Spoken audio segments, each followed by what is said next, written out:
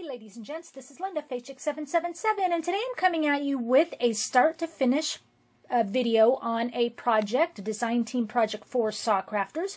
I'm going to move my sign out of the way and I'm going to show you what I am starting with at first, okay? And then of course I will come back at the end. This is going to be a fast forward video. I will come back at the end and get a little up close and personal with you with the completed project. Okay, so what I am starting with is this that I have purchased from our local Walmart. It's a wood clock, and it had this little metal bird on top, but I'm taking that off, obviously. And I actually liked the color at first. It was kind of this brown-black color with these accents of gold, which I may use some rub and buff and do some accents on the letters and stuff just to kind of bring that part back in. But I just always feel like when I go to alter something, I need to change it all somehow, not just take something pre-bought and glue some flowers on it, although that's perfectly wonderful, but my preference is I just really like to do something, either completely paint it, cover it with paper, something. Anyway, so that's what I started with. Okay, I've had this in my stash for like a year and just kind of waiting for inspiration to hit, and it finally has. And really, are you all surprised that it's a clock? Come on now. Anyway, what I want to do is I want to use the Tim Holtz Distress Crackle Paint in Black Soot.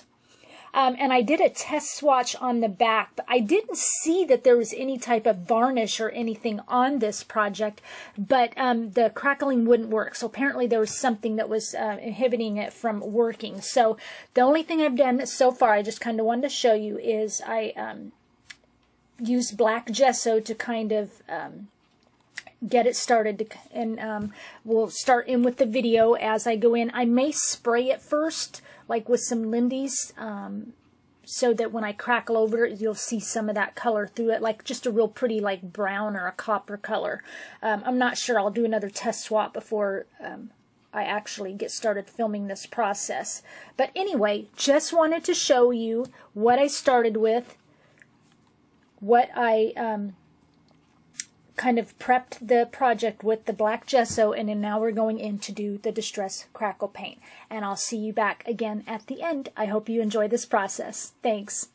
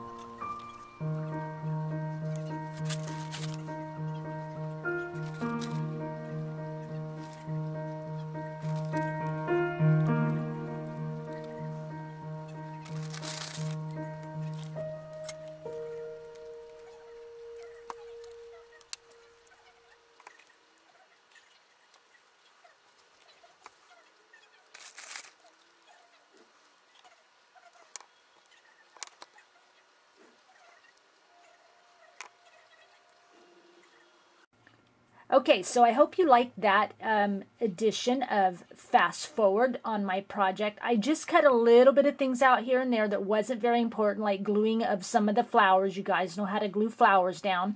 I know we're at the end of the video and you're seeing my name sign out, but it's just so there's something pretty to look at while I, gab a little bit with you. So this project I made for a friend, and hope she likes it. And that's about all the gabbing I'm going to do. So I'm going to move this sign out of the way so we can get to showing you this project up close and personal, the finished result. Okay, so here we go.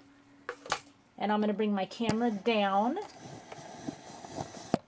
And then I'll move it back up so we can look at it better. So here it is. I know, right? I super think this turned out totally adorable. From a clock I purchased at, Walmart to this. And of course, all of Sa's wood products made it spectacular. I truly loved this. It's going to be hard to see this one go. And the only way this one would, to be honest with you, that this one would stay in my collection is if I came up with a different project for my friend. Because, I've got a few months yet to deliver it to her. So, if I came up with something that I just loved even better, that's the only way I'd be keeping this one. Or, in turn, maybe even thinking, wait, this kind of project really suits this person. So, it might even get passed on to a different person. You know how it goes. And since, like I said, I have a few months more to create, who knows what will happen to this one. But I love it. And I was really actually going to return the clock. I had it in my stash for over a year, I think. and nothing was coming about, and I was actually going to return it, and then all of a sudden I was like, oh, and all this came about. So let's move my camera up and bring this in close and personal for you. And bring this down. Give a little light here. Okay, so let's bring it up so you can look at it nice and, sorry about the glare, of course, on the glass of the clock. There's the side, all the flowers. I really love to 3D my flowers up. Okay. And like I talked before I started, I took and we'll look at that. I'm doing it this way. I'm going to do this so the glare doesn't get you as we turn and look inside a little bit there. Okay. I'll show you the crackling. You can see some of it already. But see how that crackling turned out? I liked it, but it was a little bit too like flat black, so I wanted it to have just a little bit of a shine but not really be glossy, so I took my Mod Podge and matte and went over it, and that gave it just that little bit of a gloss that I was looking for. Really happy about that. And in the back, which isn't obviously pretty, you'll notice like this, I'll tell you what I did there. I took some acrylic, clear acrylic, to be able to have something to glue my flowers to, because, you know, I got real, you know, in depth there, and it came really far out from, you know, the project itself. So I took some, and I cut it to the pieces I wanted, and then I painted them with black gesso, and then I went over it with that Tim Holtz black crackle paint so that it would kind of match the back of the project. I mean, it's not pretty, these big blobs hanging out, but that way if it ever got turned around, at least you're not seeing just clear and the clear glue globs of, you know, from the backs of the flowers. So, you know, that kind of hit it, and I think it turned out well. And you can see here what I did with one of Sa's wooden clock pieces, the big one. So, you know, glued it to the back here so that you could see it on the front, and it adds just a nice little, you know, shadow effect back here. Really like how that turned out. Okay, so like I said, glued all my flowers to it. Then I added some acrylic little gems hanging out here. And then all my wood pieces from Sa. This is the cute little, I'm trying to cover it up. I feel like there's a shadow there. Now you can kind of see the little ornate design on this cute little bird cage. I have my little X and O in here. And you know what I'm going to do? I'm going to go down a little bit, actually, so I'm kind of in the light. One moment, please, you guys. I feel like I'm way up above the light. There we go. And my little XO in there. These wings are from Sa. They're wooden. And then what I did is I took some of the Prima something blue paper. It's like a pink polka dot. And traced it on, you know, traced the shape of the wings and sewed them and everything and put it on the wings to cover them up. So it gives cute little pink wings. So those are the little mini wings from Sa's shop. And then that is one of the little like stopwatch clocks. And then one of her wooden clock hands. This sentiment also from Sa's shop, as well as this sentiment. And I wanted to, you know, remember timeless moments. It has to do with the clock. Thought it was fitting. A little wooden key here. A bunch more of Wild Orchid Craft Prima flowers. Also, these were gifted to me from a friend. So I have a couple of these little pink acrylic flowers on there. Coming across. Oh, and also what I did is, you can see it, and I think I showed it at the beginning too, some of this used rub and buff. It was a real pretty, like an antique gold. I don't remember the color. I showed you at the beginning, or somewhere in the video, but I rub and buffed all kind of like the edges to kind of give it that vintage look. Even put it a little bit, there, you can see it there, a little bit along the edges of my wood pieces, just to kind of make it more vintage looking. And a bunch more Wild Orchid Craft Prima flowers going on in here. Another one of those little acrylic gems. Stuffed a bunch of flowers in there around the cute little hearts.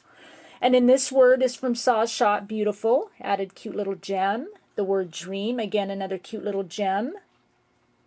Some more flowers going around. Here's like a little spray of gems, another one of those flowers, so it all ties in together. And then at the very top, one of the cute little mini wooden butterflies from Sa's shop. So everything, I mean, all the wood pieces are all from Sa's shop. Just truly amazing. Made this beautiful vintage romantic piece. I love it. You going around, you can see how thick all the flowers are, and I'll glue flowers up on top of flowers even, because there's flowers underneath these flowers, just to really give it that bulky, you know, 3D effect. But I love kind of the pink and brown look I took on this to kind of match the wood. I don't usually do much with Sa's wood pieces. I'll leave them in their natural state, except for spraying them with like a clear, you know, like Lindy's Stamp Gang type, just to get it just a real pretty, clear, beautiful, and then I'll ink the edges to make them pop out a little more. So usually when I work with Sa's pieces, you'll see a lot of browns and stuff in my project to bring out the brown tones of the wood. Didn't change anything on the clock or add anything inside. I didn't want to do that. I love the color that it was. But anyway, so there's how this piece turned out. I really hope you guys enjoyed the process of this. I really love how this came out, and we'll see who the heck ends up with it. Thank you for sharing your time with me for this process. Hope to do it again soon. I'll talk with you later. Bye.